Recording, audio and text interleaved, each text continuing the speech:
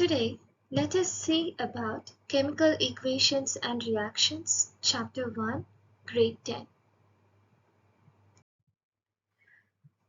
Substances do undergo change. Yes, the statement is absolutely true. We live in an environment where we see each and every substances on a daily basis. They undergo some or other change. We describe that as physical change or sometimes a chemical change, and that completely depends on the substance. What if we dissolve salt in water? Can we call that as a change? Why do you doubt that? Yes, it's a change. Of course, the salt is underwent some sort of change. What about sugar dissolved in water? Of course, it has underwent a change. So, the change has been classified into two types. One is physical, the other one is chemical change. No substance can say that it haven't underwent any change. It's impossible. It's practically impossible for any substance to remain constant as such forever. Because our nature has made each and every substance in a unique way. See, our climate is also changing, right? So how can we say that the substance will not undergo any change? Yes, it will undergo a change. Even human beings are susceptible to change. So nothing in this nature is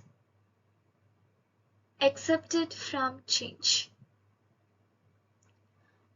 So let us look into detail about the chemical reaction, the types of chemical reaction, and how to balance the chemical equation in this chapter.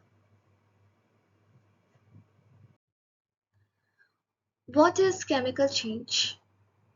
Chemical change is completely different from that of physical change. First, don't get confused between these two terminologies. In what way it is different? So what is chemical change is all about? When one or more reactants combine together to form an entirely new product.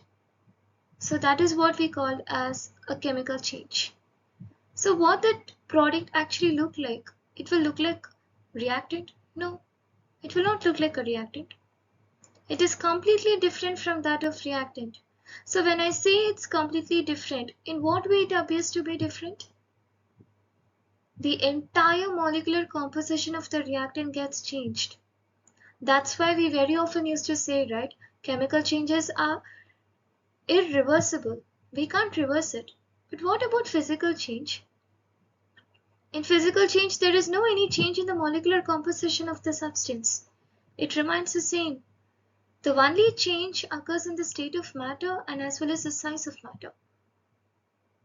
There, the molecular composition of the substance remains to be undisturbed. That's why we very often say that physical changes are reversible. We can reverse it very easily. But chemical changes are not like that. It's very difficult to reverse them.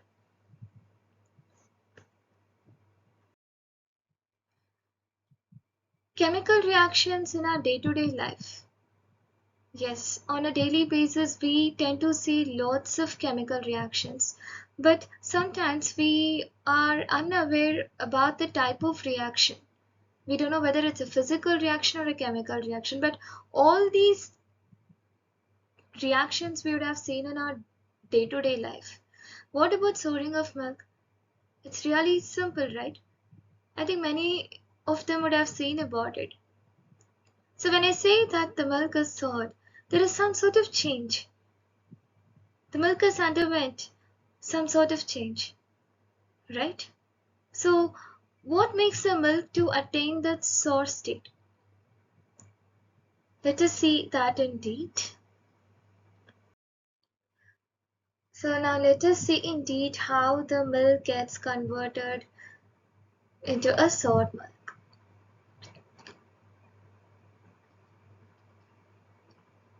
Some important component is present in the milk and that led to the formation of sourness.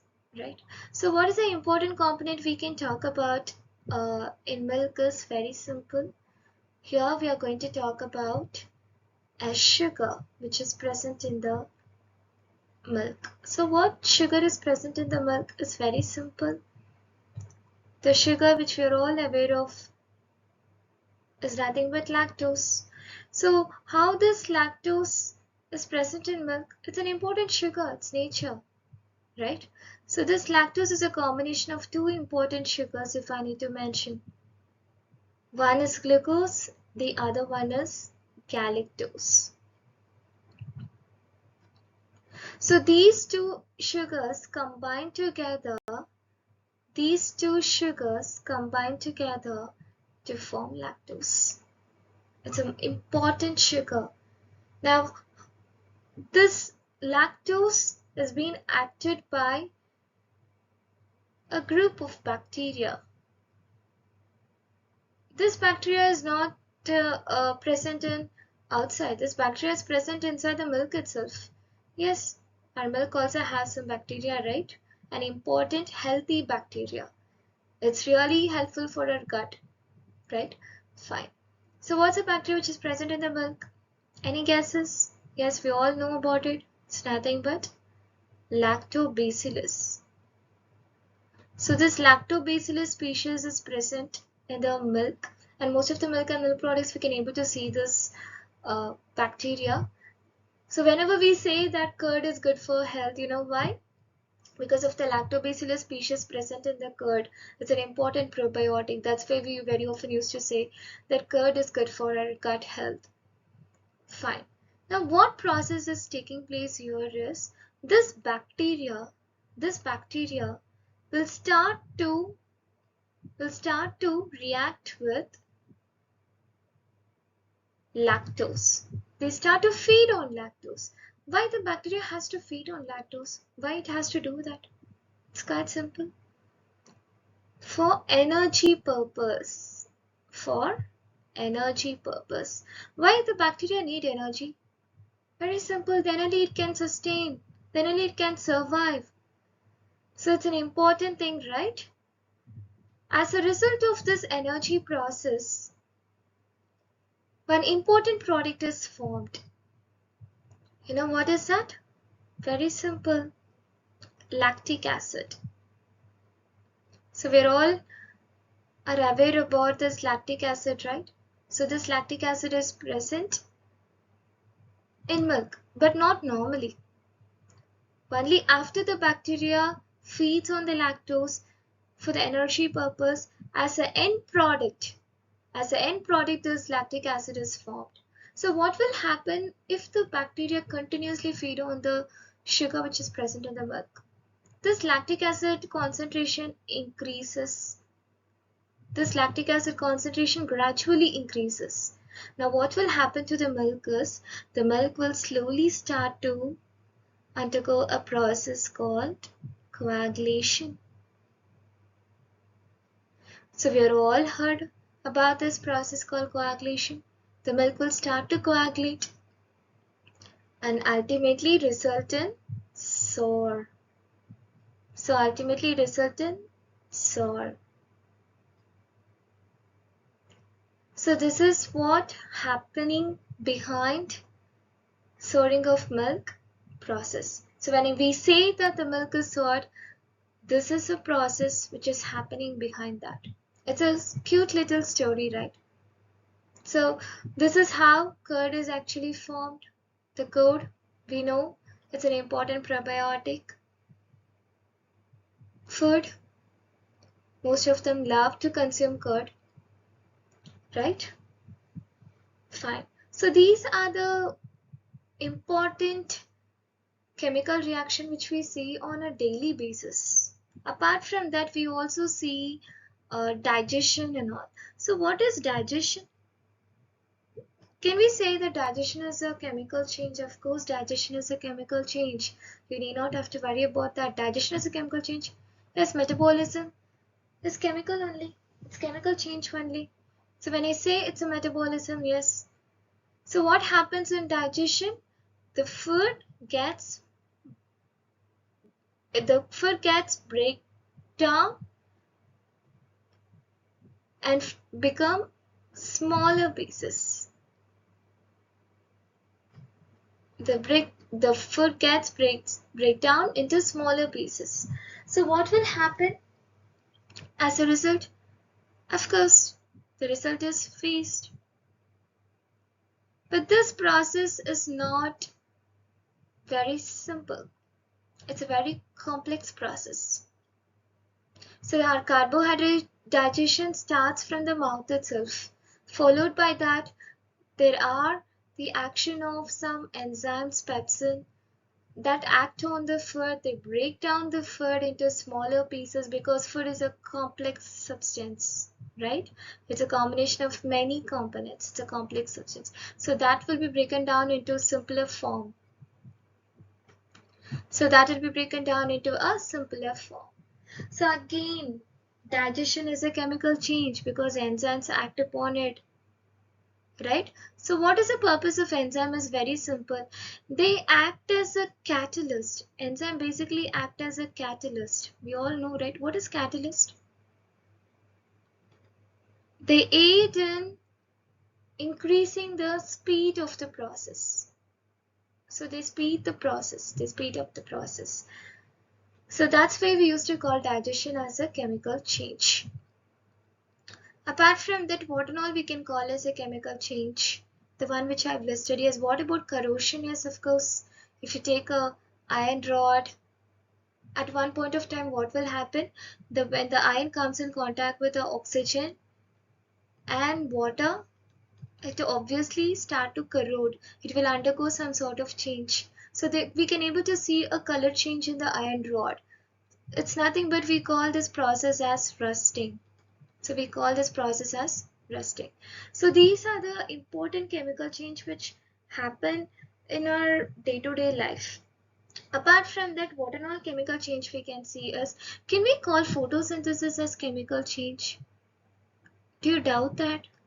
Why photosynthesis cannot be called as a chemical change? No, it can be called as chemical change.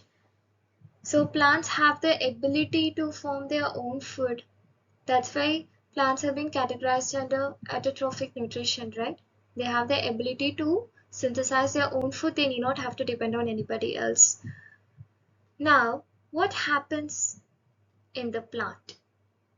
So what happens in the photosynthesis? What makes me to say that it's a chemical reaction? Shall we see? So what happens in the plant to call that as a chemical change? So what happens in the plant? Fine. So let us see in detail about that. Plant has the ability to prepare their own food. So how the food is prepared? How the food is prepared?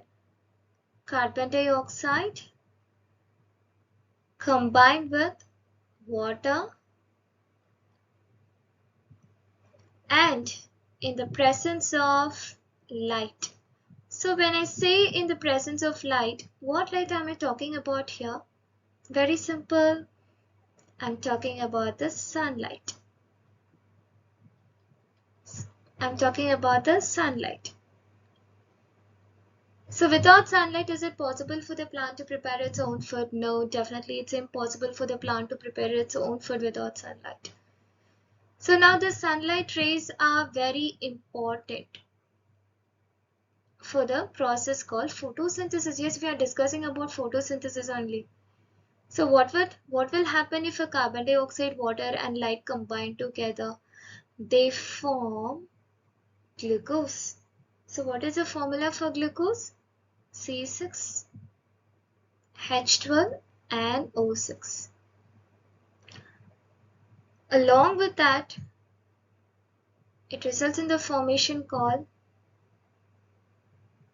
not only a glucose but oxygen and as well as water. Right? So this is what the photosynthesis process is all about. But there are some changes here. 6 molecules of carbon dioxide combined with 12 molecules of water to form glucose. That is an important sugar. It is actually a food, right? This is how the food is made. And rest 6 oxygen molecules and 6 water molecules. So this is how the photosynthesis takes place. So what and all molecules we have seen, everything deals with chemistry. The entire reaction itself is chemistry, right? So glucose here is nothing but it's a sugar. So it's an important sugar. It is stored by the plants as a food, right? Fine. So how can we identify chemical reaction? It's very simple. So these are the ways through which we can say that a particular substance has underwent a chemical change. So when we have fever, we have symptoms, right? So what are the symptoms we have when we have fever? A shoot up in temperature. Obviously, we won't feel like eating at all. So the temperature change itself is enough for us to say that yes, we have fever. So there are some symptoms to say that we have fever. Similar to that, if I say that a particular substance has underwent a chemical reaction, a chemical change, how can I say? There will be some sort of changes, right? So what change we can observe? The temperature might increase or decrease. Yes, in that case, can I call that as a chemical reaction? Yes, of course. What about the liberation of gas? Consider yourself as a scientist. You are doing some chemical reaction. You are playing with some substances. At the end product, as an end product, along with the end product, the gas is liberated. Some sort of gas is liberated. Can we call that as a chemical reaction? Yes. The evolution of gas is enough to say that a substance is underwent a chemical reaction. You need not have to worry about that. What about change in color? If any substance undergo a change in color, of course we can call that as a chemical reaction. Very simple. On a day-to-day life, we have seen about ripening the fruits, rotting of fruits. So when the fruit gets ripened, what will happen? Obviously the color will change, right? We all would have seen about mango. So what will happen if it starts to ripen?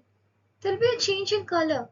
The greenish color gradually changes into yellowish color. The beautiful, palatable mango fruit, right? So let us look into detail about all these changes.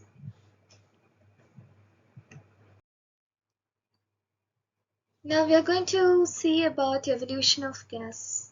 So how the gas is liberated. This is one of the chemical change, right? And now I'm going to do an experiment. I'm going to show you an experiment. And we have to observe the process carefully. So what happens in the experiment shall we see? Now we do require some apparatus to conduct this experiment. One is zinc granules. Yes, an important ingredient to carry out our experiment, and conical flask. The other important ingredient is dilute sulfuric acid. So these are the essentials required to carry out the experiment. Okay, now let us proceed with the experiment. Now let us start with the example. So this is basically an experiment, right? All the experiments are considered to be examples for the chemical reactions. So just for the understanding purpose, we have included the experiments. So now we already discussed about the apparatus, right? It's time for us to implement it. So let me take the conical flask. Let me take the conical flask. Now I'm going to add zinc granules. So zinc granules are very important, right? So our experiment starts with zinc granules. Obviously I have to add. So these are the zinc granules. Then it's time for me to add an important ingredient. It's nothing but dilute sulfuric acid. Dilute sulfuric acid. So I've added the dilute sulfuric acid to the zinc granules. Just for the representation purpose, I'm changing the color. Just for the representation purpose. If I change the color blue or red, that doesn't mean that the original substance bears the same color. No, it's just for the representation purpose I'm changing the color so that you can understand better. Now what will happen? We added everything. We added zinc granules, we added sulfuric acid. Now we have to keep quiet and watch. Observation is very important, right? What observation we can make?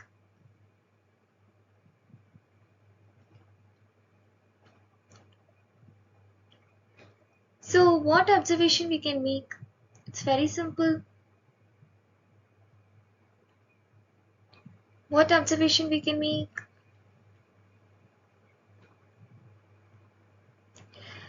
Yes, what will happen if the zinc granules react with dilute sulfuric acid? It's very simple. Now, just touch the conical flask here. You can able to sense some sort of heat. A sudden increase in the temperature. You can able to see a sudden increase in temperature. Why? So a sudden increase in temperature, which means there is a change in temperature. Obviously, this itself satisfies the criteria that the particular reaction is a chemical reaction, right? But now, what led to the increase in temperature? Now, something has happened between zinc granules and dilute sulfuric acid to result in this temperature, right? Now, let us see into deep as to what has happened. What and all we have added here? We have added zinc and dilute sulfuric acid. Now what will happen? When these two ingredients combine together, what will happen? A new product is formed. What is a new product? Simple zinc sulfate. With the zinc sulfate alone is formed? No. I told there is an increase in temperature, right? Something is formed at the bottom of the conical flask. So how the temperature has increased all of a sudden? You can able to see a tiny gas bubbles at the bottom of the conical flask is about to liberate out. So these gas bubbles are nothing but hydrogen gas. So there is a liberation of gas. There is a liberation of gas. So the end product is not only a zinc sulfate, but the hydrogen gas is also liberated. Now let me convert this word equation into a skeletal form. It's very simple. I'm just trying to replace the word with symbol. So zinc, what will happen if a zinc combined with sulfuric acid? It's already diluted, right? So sulfuric acid. Now what will happen? So I told it's a zinc granule. So obviously we have to mention the state of matter once we complete the equation. That's important. So now it combined together. Now what will happen is, it's very simple. The zinc will replace the place of hydrogen and combines with sulfur and forms zinc sulfate. This hydrogen gas is liberated. Right? This hydrogen gas is liberated. Now, what made the zinc to replace? Now, what made the zinc to replace this hydrogen? That shows how reactive that particular element is. So zinc is highly reactive when you compare to that of hydrogen. That's why it has replaced the position of hydrogen and combined with the sulfur to form zinc sulfate. So there are many things we have to learn about. We have to learn about reactivity series and all. So we'll sure learn about all those things. This is one among the reactivity topic. So here I spoke about the zinc reactivity, right? So how far it is reactive, you can able to see from this itself, right? See how far it's reactive. It has replaced the hydrogen base and formed zinc sulfate and hydrogen. So this experiment serves the purpose, right? It's time to think what can be observed when sodium carbonate is made to react with dilute hydrochloric acid. It's very simple. Now I'm not going to provide answer for this. If you know the answer, please do mention in the comment section. Please do mention the entire process in the comment section.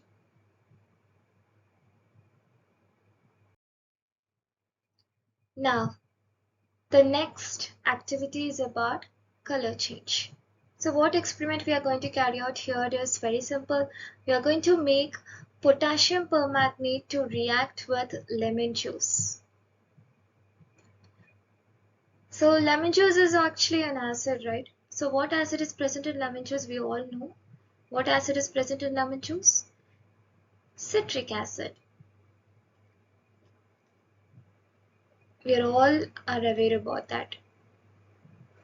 So lemon juice is nothing but it's naturally present, right? Citric acid is naturally present in lemon juice. It all come under organic acids, right? It's naturally present. Now we have to combine the lemon juice and potassium permanganate and we have to wait for the color change. So if the color change takes place, then we can conclude that yes, it's a chemical change, right? Now how we can proceed this activity?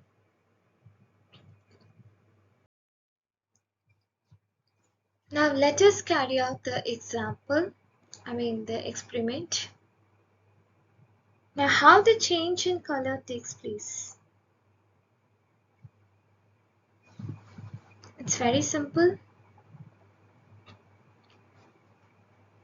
Now, what are the ingredients required for this experiment is, as I already mentioned, it's potassium permanganate. So there is a formula for that, right? It's nothing but KMnO4.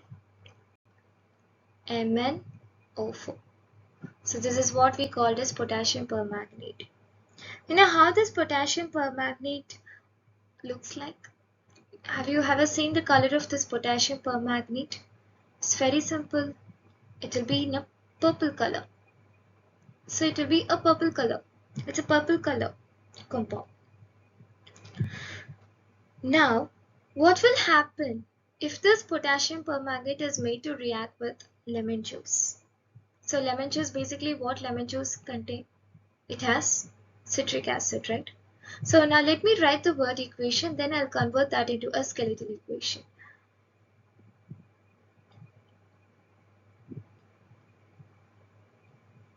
So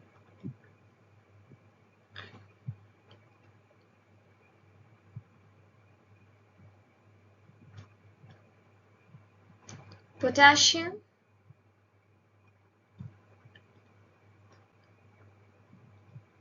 permanganate is made to react with lemon juice. So lemon juice, what lemon juice has basically? Lemon juice has citric acid, right? Now what will happen if it combine with citric acid? it tend to form permanganic acid. Let me write the formula down. First, let me complete the word equation.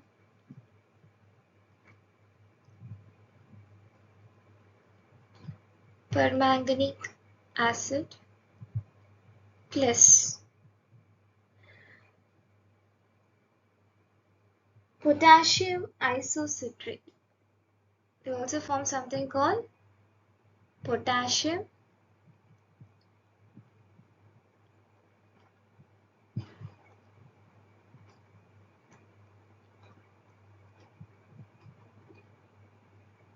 isocitrate. Now let me write this in the form of symbols. So now we know, right, how to write the potassium permanganate symbol. It's very simple.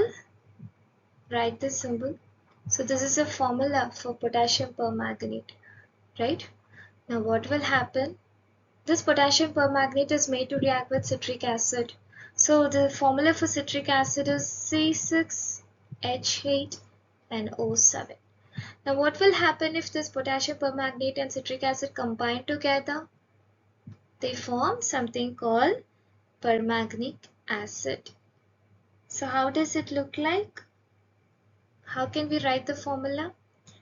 HMnO4. So this is what the formula for permanganic acid look like.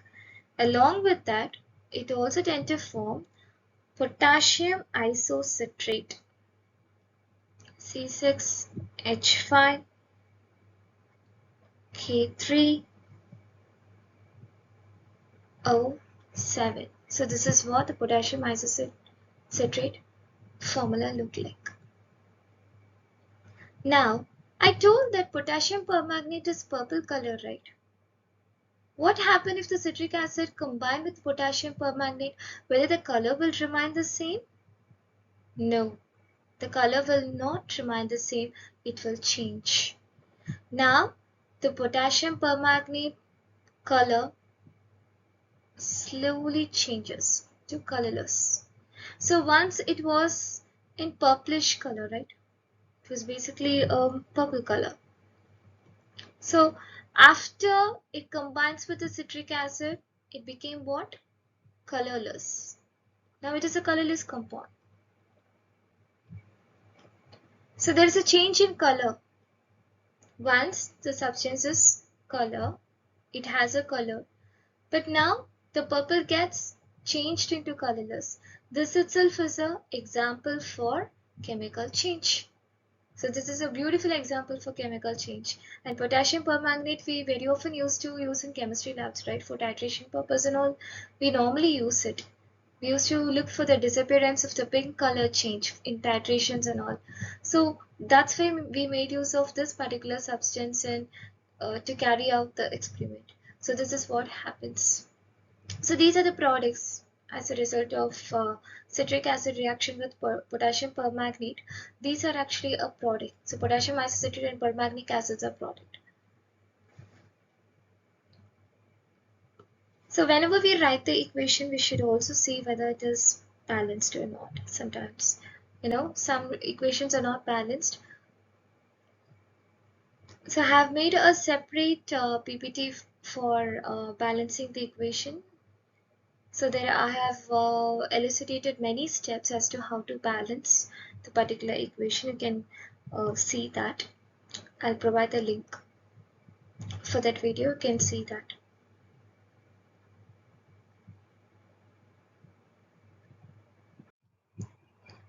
What makes this potassium permanganate to change color? How come citric acid can change the color of the potassium permanganate here? It's very simple, because it's a reducing agent here. It's a reducing agent. Citric acid here acts as a reducing agent. That's why it can able to change the color of the potassium permanganate into colorless. It's quite simple. Now we should also balance the equation. So here we have, in potassium we have 3, right? So here we should also mention 3. And as well as in permanganic acid, just count the number of atoms, see whether it is balanced or not. So now yes, potassium is balanced, right? It's 3. Now look for the other things. So here, of course, we have to mention 3, right? Then only it will be balanced. As the rest of the things appear to be same. Fine.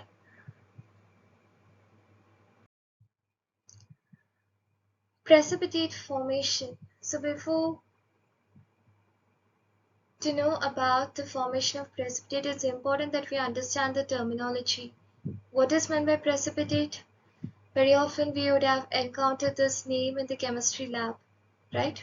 So we used to see some solid particles which are insoluble and they settle at the bottom of the test tube. We very often used to see about that, right? So that is nothing but a precipitate. That is what we call as precipitate. So it is always present. It is always present at the bottom of the test tube. It's an insoluble solid. It's actually a solid particle only, but it's insoluble. That's why we call that as precipitate. Right? Now, how we can carry out this experiment so that we can able to see the precipitate formation. Now, what are the ingredients required to carry out this experiment? It's very important. A test tube, barium chloride, and sulfuric acid. Now, let us carry out the experiment and observe the changes. So now let us draw the test tube. So now just consider, this is a test tube. Okay, this test tube, and I'm just adding barium chloride to that test tube. Barium chloride. Now, immediately, I'm going to add dilute sulfuric acid in the test tube. What will happen? What change we can see in this? Now we have to see the change. We have to observe it quietly. So what sort of change we can see here is very simple. So let me write the statement in the word equation. So let me write the chemical reaction in the word format, in the word equation format. Then let me convert that into a symbol. Now, barium chloride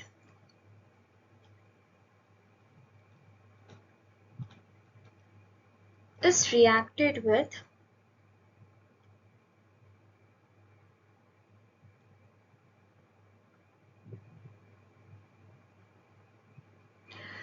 now the barium chloride is reacted with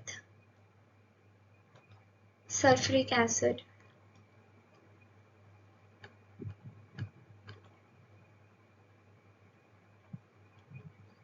What will happen? It led to the formation of, very simple, what will happen? Barium sulfate and hydrochloric acid.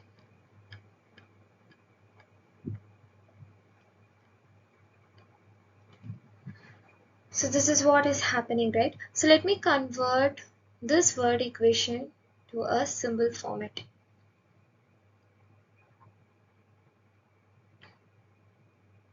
Barium chloride, BaCl2. This is a formula for barium chloride. So now this barium chloride is made to react with dilute sulfuric acids. You know the formula for dilute sulfuric acid is H2SO4.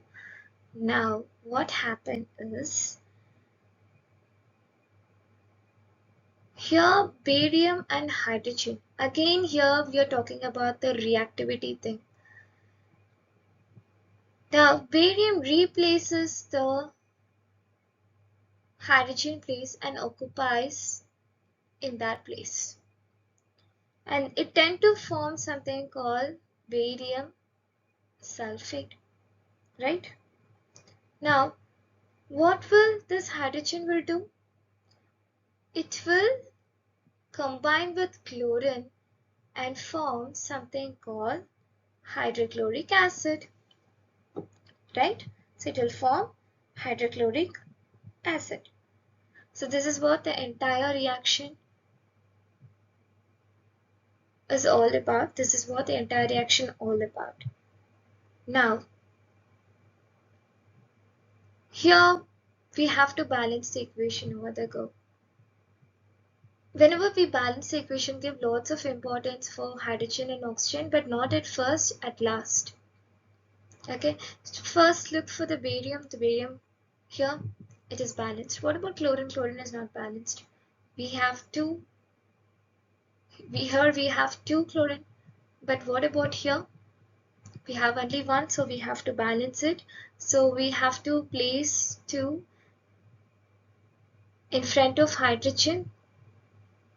We have to place two in front of hydrogen. So this is nothing but whenever the number is placed in the front of the element, it's called coefficient. So we normally call this as coefficient.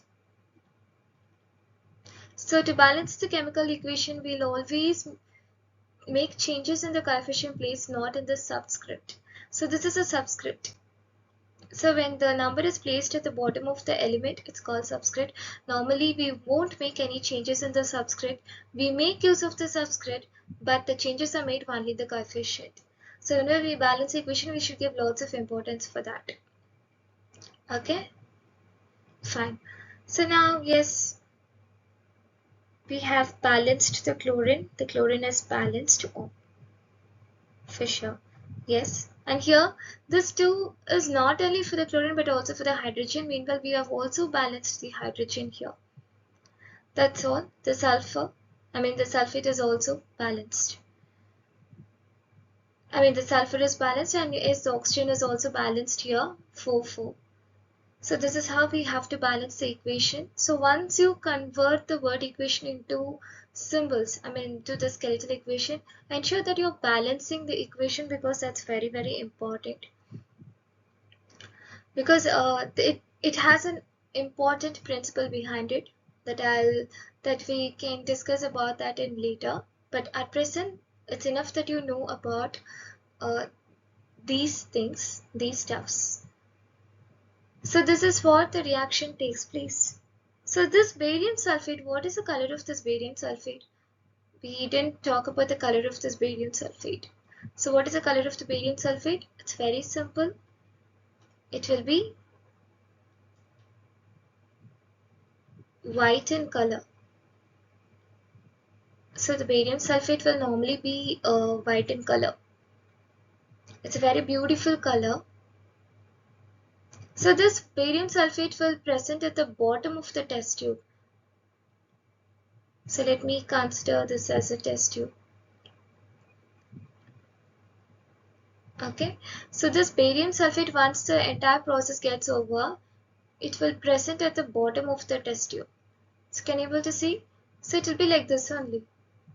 So it is basically white in color, right? So the barium sulfate is white in color. So it will be like this only. It will be settled at the bottom of the test tube.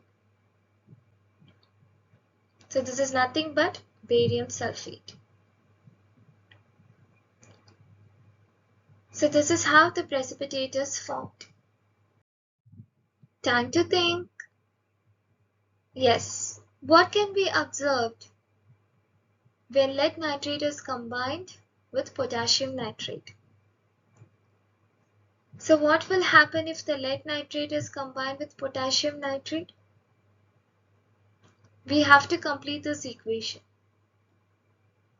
So let me leave this equation to you guys. So complete this equation and mention the answer in the comment section.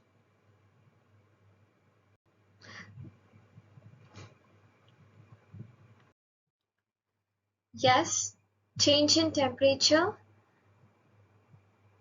quicklime is made to react with water. Now we are going to do a small experiment here, a very simple experiment. What is quicklime basically? What is the formula for quicklime? Is there any other word for quicklime? Have you heard about any other name for quicklime? It's very simple. It's nothing but calcium oxide. So calcium oxide is very often called as quicklime. It's a common name, calcium oxide. Fine. So now I'm going to, what is the symbol for calcium? Ca. What is the symbol for oxide? O. Oxide is nothing but oxygen only. Okay. So now this calcium oxide is combined with water. So what will happen if the calcium oxide is combined with water? So it's a quicklime, right? As I already told you. So what happens when the quicklime combines with water? It forms slaked lime. So what is slaked lime? Is there another name for slaked lime? Very simple. Calcium hydroxide.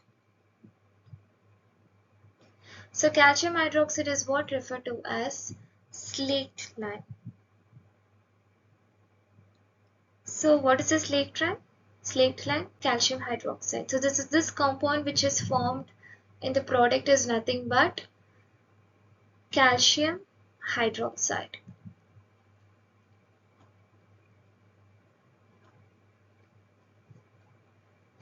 So this is nothing but quicklime, and the end product is nothing but slaked lime. So this normally calcium hydroxide is called as slaked lime. Okay.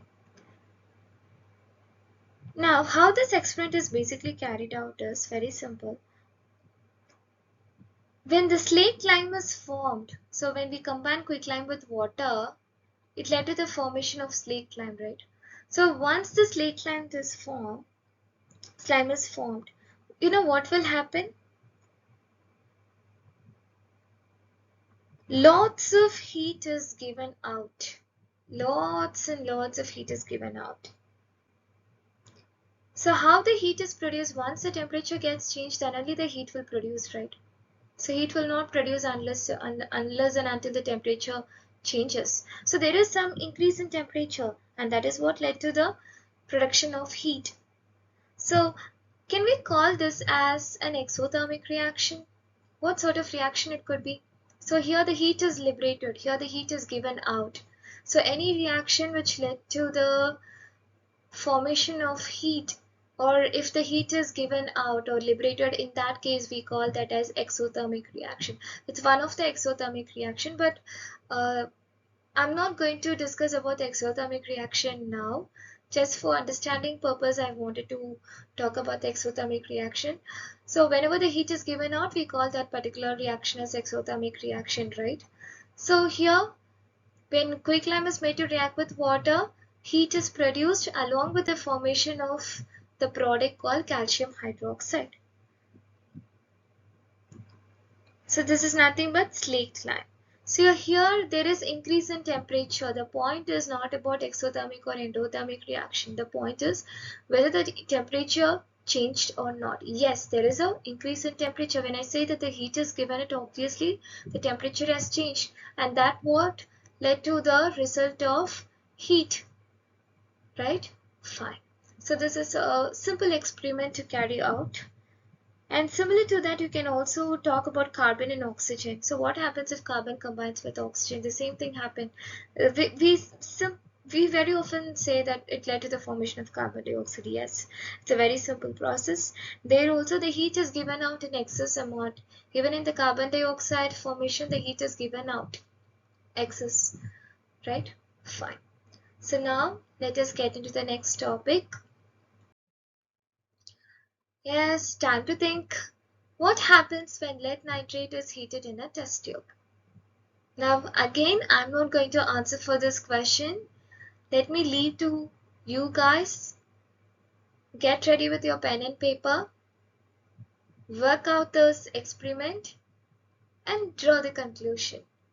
So once you're comfortable with the answer, please do ensure that you post your answer in the comment section. Now we are going to talk about an important topic. It's nothing but chemical equation. So far we saw about chemical reaction, all those stuffs. Yes, it's really beautiful. We saw many reactions, many process, many equations, many changes, right?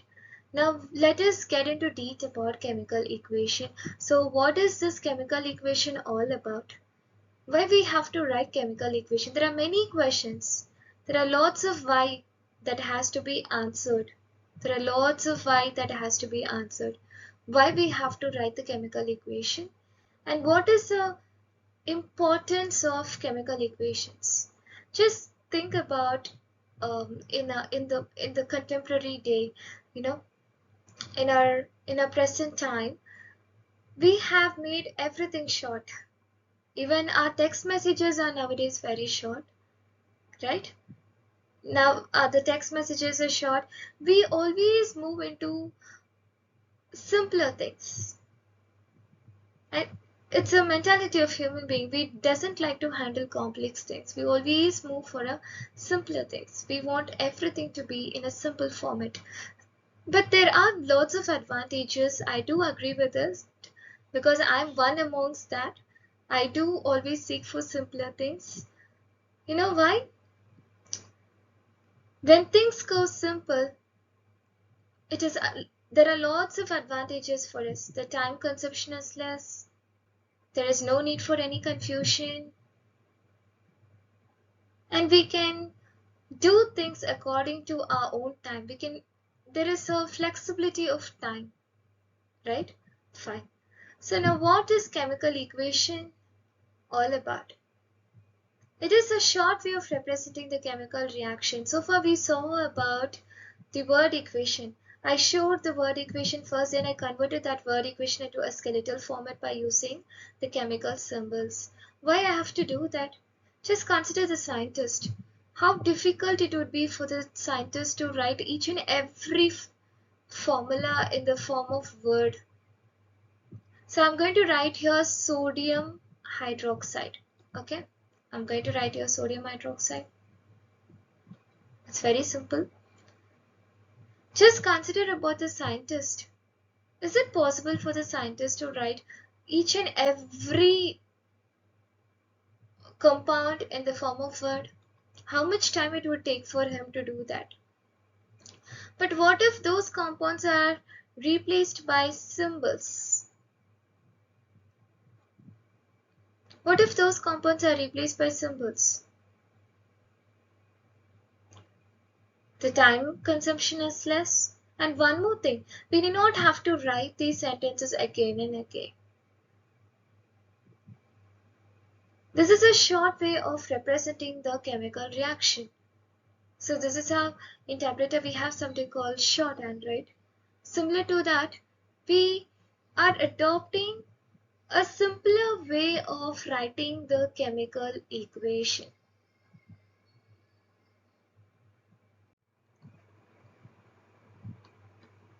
Yes, in tabulating we very often make use of shorthands, right?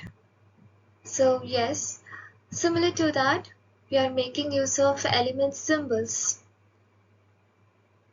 to replace the word format. Now how we can make use of all these things? So when I say that I'm going to write chemical equations, what I'm basically doing, I'm writing formulas. This is a formula for sodium hydroxide. But before that, I should know the symbols of these elements, right? Then only I can pen down the formula. So each and every compound has a formula. Each and every element has a symbol. Each and every molecule has been represented in the form of formula. When I say oxygen, yes, it is O. When I say it's an oxygen gas, it is O2. It's a molecule, right? So gas is basically a molecule, so it is O2, right? Procedure for writing the word equation. We have procedures for almost everything in this world. There are some things that has to be carried out with some rules, right? And chemical equations are not exception to that. Now, what are the procedures we can adopt before writing the chemical equation? It's very simple. Let me talk about the skeletal structure of all chemical equation. Have you seen the skeletal structure of the chemical equation? What is skeletal structure? It's very simple. Basically, I'm talking about the format here. I'm just talking about the format, right? So let us get into the first step. So what is the first step all about? The chemical equation starts with the reactants and ends with the products. So what was it all about? So what was it all about? So here we can able to see two important terms. One is the reactant, the other one is product. What are these two important terms? Reactants and product. Now I'm going to explain you what is reactant. What does reactant mean? Reactants are nothing but a substance which are responsible to react together so that they tend to form something called product. So they form something called product. The reactants are always written at the start of the chemical equation. They're always written at the first. They're always written at the first. Let me take an example so that you can understand better. Let me go for a very simple equation now. How carbon dioxide is formed? How carbon dioxide is formed basically? The carbon react with oxygen. This led to the formation of carbon dioxide. It's a very simple equation. We all knew how the carbon dioxide is formed. Now in the place of carbon, I have just mentioned the symbol. In the place of oxygen, I have just mentioned the symbol. It's basically oxygen will not be in the form of O, right? It will always be in the form of molecule. That's why I've written here O2. So it will always be in the molecule state. I mean, it is in the gas. It is in the form of gas. That's why I've mentioned the two here. These two combine together to form carbon dioxide. At present, let me talk about the reactants alone. So what this reactant is all about here, carbon and oxygen combine together to form carbon dioxide. Basically, they are reactant. Here, carbon is one reactant and oxygen is one reactant. These two reactants, which means one or more reactant, combine together and form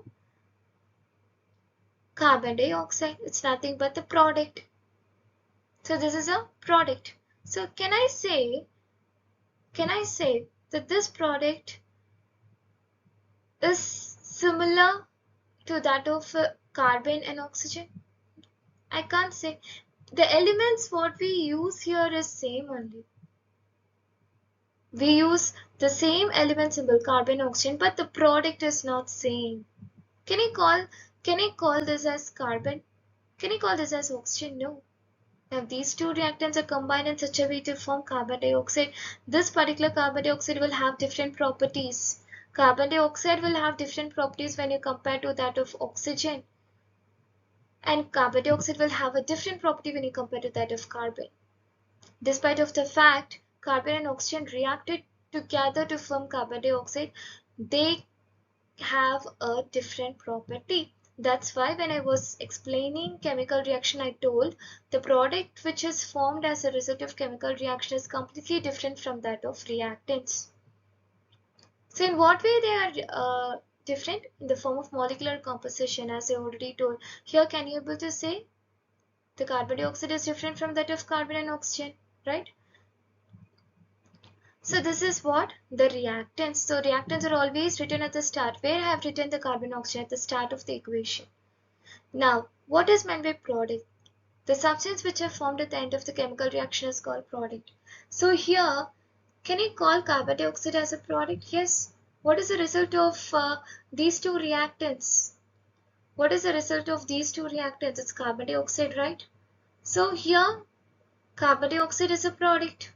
I can tell for sure that carbon dioxide is a product here. So carbon dioxide is formed at the end of the chemical reaction. That's why I have mentioned the carbon dioxide at the end of the reaction. After this, I hope you can able to follow. You guys can able to follow. Now let me get into the next topic. The next step. Write the word equation with reactants and products. Yes. Do you remember? In previous slides when I was discussing about the experiments, I wrote all those equations in the form of word first. Then only I converted that into equation. In the form of symbols. Do you remember? Yes. Why we have to write like that? It's a procedure. We have to write like that. Just take a simple equation now. We already made use of carbon dioxide, right? Formation. Now let us consider any other equation apart from carbon dioxide. Yes, can I take water? Hydrogen combines with oxygen to form a water molecule. Can I take that? Again, it appears to be very simple, right? Now let us take some simple equations.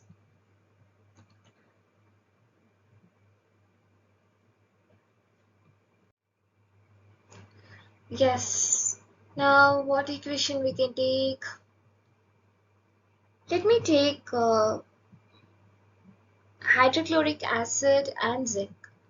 So let us see what we can do with that equation. So what will happen if I make hydrochloric acid to react with zinc? I'm just writing the word equation. Okay, I'm not going to make use of any elements.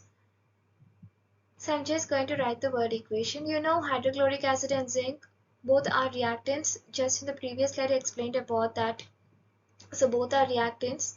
So reactants are always written on the left side of the chemical equation. Can you able to see? Can you able to see? First let me complete this word equation. Then we'll get into the step 3 and step 4. Now what will happen if hydrochloric acid is made to react with zinc? It's very simple. Actually this chemical equation itself is one type of chemical reaction. I'll speak at the end. Now what will happen if the hydrochloric acid is reacted with zinc? It forms zinc chloride plus hydrogen. Do you remember this equation? In a previous slide, we saw an experiment. So in that we made use of the zinc granules, but the only change there is we made to react that with sulfuric acid. Here we made that to react with hydrochloric acid. So that's the only change there.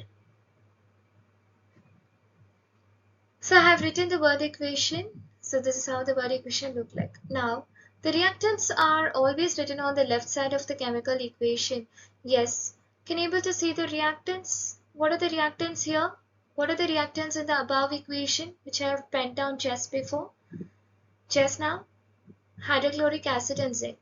So can you able to see the hydrochloric acid and zinc? So these are reactants. Can you able to see? I have written on the left hand side. I have written on the left hand side. What about the product? I have written on the right hand side. Now, the next statement here, it goes. For more than one reactant plus sign is added. Very simple. In previous equation, I just spoke about carbon plus oxygen. It gives carbon dioxide, right? Here, there are more than one reactant. Am I using only carbon to form the product? Definitely not. Here, carbon is made to react with oxygen to form carbon dioxide. So this similar to that, hydrochloric acid here is made to react with zinc. Here I'm making use of more than one reactant. So more than one reactant. So hydrochloric acid is made to react with zinc, right? So more than one reactant. This is reactant number 1 and this is reactant number 2.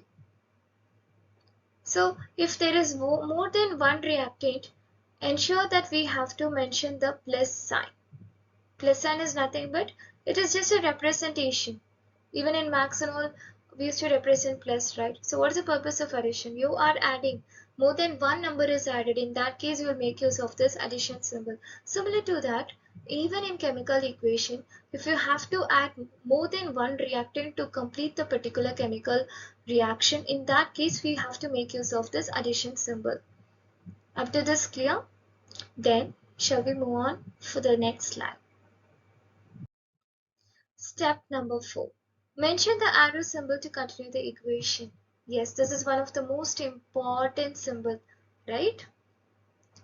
So, can you able to see the previous equation which I have seen, which just now we saw? We made the zinc to react with hydrochloric acid, right?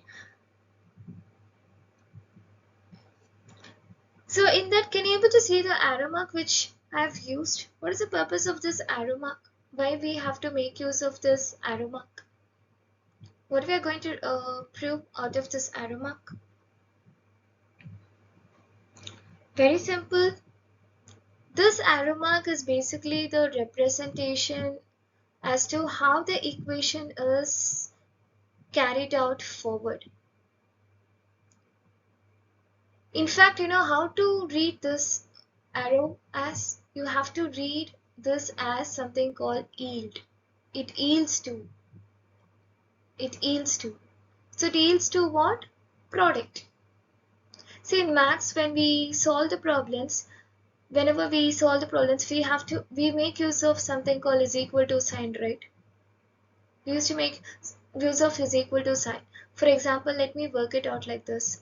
2x is equal to 14 and x is equal to 14 by 2. So this equal to sign is used in mathematics. For what?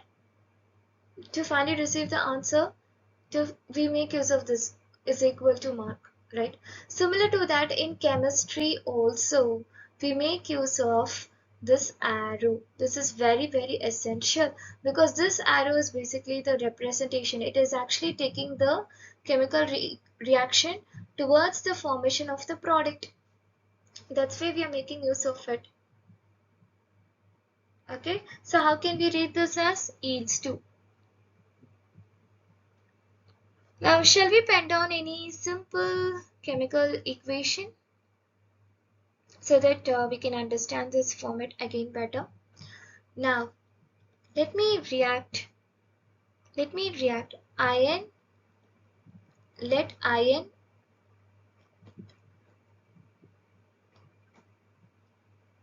is made to react with sulfur. What will happen if I react iron and sulfur together? Very simple. What will life form? What is the end product? Iron sulfide. I'm sorry for writing the symbol, just for the understanding purpose I have written this.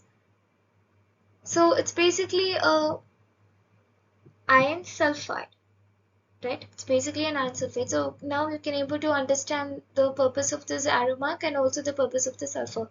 More than one reactant, we have to add put in a plus symbol, and for arrow mark, what it actually represent yields to, which means it led to the formation of product. Now the products are written on the right hand side of the chemical equation. Can you able to see this? Can you able to see where I have written the product? What is the product which is formed as a result of the reactant? Iron sulfide. So what is this? Iron sulfide. So I have written at the end of the chemical reaction. Again, if more than one product is formed, in that case we have to add the addition symbol. The same zinc and hydrochloric acid equation I can take to support this step. So again there we form something called zinc chloride and as well as hydrogen ion. Sorry, not hydrogen ion but hydrogen gas. So hydrogen gas. So there more than one reactant combined together to form more than one product. Obviously, you not only got zinc chloride but also hydrogen.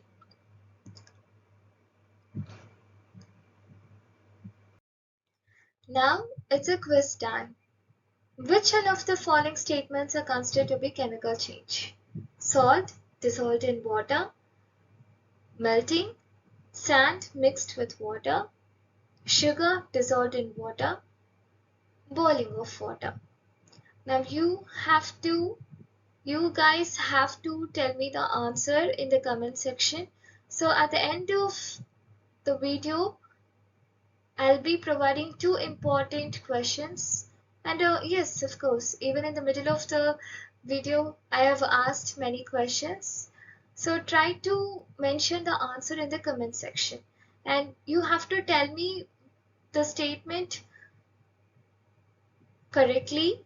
So work out this problem and tell me the answer. Next question. So this is something uh, a general knowledge question or GK type question. What is the name of chemical compound which has the smell of rotten egg? Yes, there is a chemical compound which smell exactly like a rotten egg. Hope you guys would have found by now. If yes, please do mention the answer in the comment section.